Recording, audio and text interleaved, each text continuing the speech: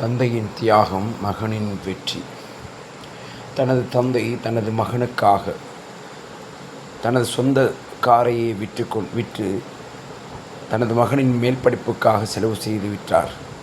காலப்போக்கில் மகன் தனது தொழிலிலே நல்லதொரு வேலையை எடுத்து அந்த வேலையினூடாக தனது தகப்பனுக்காக சொந்த வாகனத்தை வாங்க வேண்டும் என்ற ஒரு ஆசையிலே அதனை வாங்கி அவர் வளமையாக பார்க் பண்ணுற இடத்திலே வாங்கி வைத்து கொண்டு சாவியை கொடுக்கின்றார்.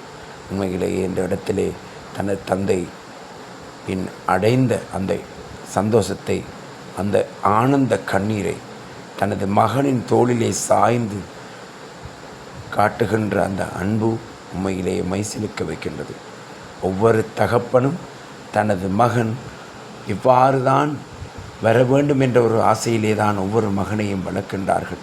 இன்று நடக்கின்ற ஒவ்வொரு விடயங்களையும் பார்க்கின்ற பொழுது இதை மைசிலுக்க